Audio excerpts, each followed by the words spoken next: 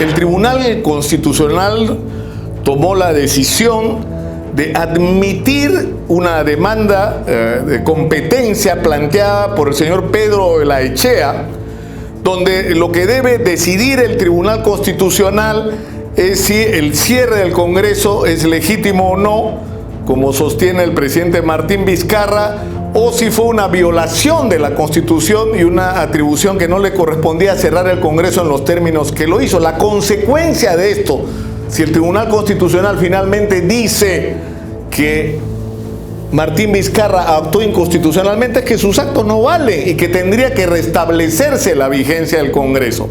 Ahora, ¿cuál es el problema? Ahora, simultáneamente, la decisión del Tribunal Constitucional rechaza la medida o la pretensión cautelar de que mientras se resuelve este asunto de fondo, se restablezca el ejercicio de las funciones del Congreso disuelto por Vizcarra. Ahora, ¿cuál es el problema? El problema es que quien firma la solicitud no es el señor Pedro de la Echea, empresario. Es el señor Pedro de la Echea que abajo dice presidente del Congreso de la República. Pero un momentito, si el Congreso está disuelto, ¿cómo alguien a nombre de un organismo que está disuelto puede presentar una cuestión de competencia y el tribunal admitirlo? Está admitiendo que el Congreso sigue existiendo. Es decir, es una contradicción total lo que está haciendo el Tribunal Constitucional, pero además hay un tema que no es de forma. El reglamento y la ley establece que cuando el Congreso quiere plantear una cuestión de esta naturaleza requiere del voto del Pleno del Congreso, que tampoco ha ocurrido. Entonces, el Tribunal Constitucional ha admitido a trámite una demanda de una persona que se reclama representante de una institución que está disuelta y que no ha cumplido con el requisito de antes haber puesto ese requerimiento a votación de esa institución actualmente disuelta. Entonces, esto nos enfrenta a por qué ocurren las cosas de la manera que ocurren en relación al Tribunal Constitucional.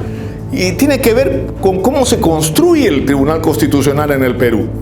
Porque la gente habla en el Perú de los partidos, de las instituciones, de la majestad del Congreso, de la intocabilidad del Tribunal Constitucional, pero para el carro. Al Tribunal Constitucional lo eligen los partidos, que si bien es una práctica internacionalmente aceptada, no estamos hablando de partidos en circunstancias normales, es decir, yo pongo el mío, tú pones el tuyo, y hacen unos cambalaches, yo voto por ti, tú por mí, en función de sus intereses, y eso ha sido tan escandaloso que ha provocado manifestaciones gigantescas en contra de la repartija, ustedes lo tienen que recordar, y que obligaron a ajustar los criterios para que esto, es decir, no los criterios sino los personajes, y eso ha permitido que algunos personajes excepcionalmente que han llegado al Tribunal Constitucional hayan actuado de una manera correcta. Pero en general lo que tenemos al frente es un sistema absolutamente perverso, donde los partidos son los únicos que tienen derecho a plantear iniciativa de quienes deben componer ese Tribunal Constitucional, y ellos mismos son los que deciden en base a componendas entre ellos. Pero esto ocurre además en una circunstancia excepcionalmente sensible, que es una circunstancia en la cual el Perú atraviesa una guerra contra la corrupción, en la que parte de los implicados son estos partidos, que son los que nombran a los representantes del Tribunal Constitucional, que es el que en última instancia va a tomar decisiones trascendentes sobre estos procesados por corrupción. Es decir, es el gato de despensero. O sea, son los partidos políticos los que deciden quiénes son los miembros del tribunal que van a decidir sobre el futuro en los procesos de esta gente que los ha nombrado. Entonces, eso es inadmisible. Y eso obliga a que, como se planteó en determinado momento, se cambien las reglas de juego para elegir al Tribunal Constitucional, que puede seguir siendo una facultad del Congreso, pero en otras condiciones. Es decir, debería permitirse que no solo los partidos políticos puedan proponer a posibles miembros del Tribunal Constitucional, pueden participar los colegios profesionales, las facultades de derecho, las organizaciones ciudadanas de cualquier naturaleza, pero además la discusión para el nombramiento de quienes vayan a formar parte del Tribunal Constitucional tiene que ser pública, abierta, transparente, tiene que haber derecho a tacha de los ciudadanos. Y eso es lo que no se ha querido hacer, eso es lo que está detrás. Es decir, la guerra que hay por el Tribunal Constitucional y en la discusión por la disolución o no del Congreso es la correlación de fuerzas dentro del tribunal, que si está entonces Keiko pierde, y si está entonces Keiko gana en su recurso de habeas corpus. Así se van a tomar las decisiones en el Perú. Es decir, no tiene ningún sentido y es, considero yo, absolutamente irresponsable lo que se ha hecho.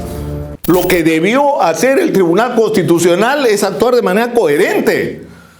Si el Tribunal Constitucional considera que el señor Pedro de la Echea representa al Congreso, entonces reconózcanlo pues como presidente del Congreso y digan que el Congreso no está resuelto.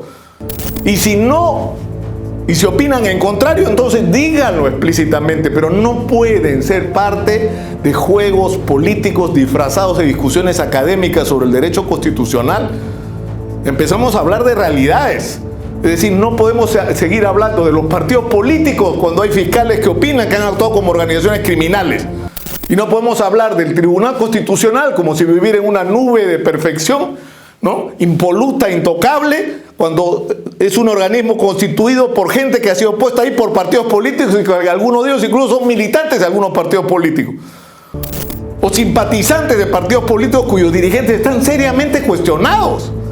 Entonces bajemos un poco la discusión a la realidad.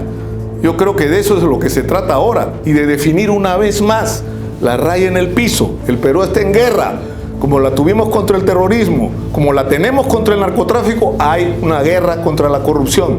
¿De qué lado está cada uno? Y una vez más, ¿de qué lado está el Tribunal Constitucional?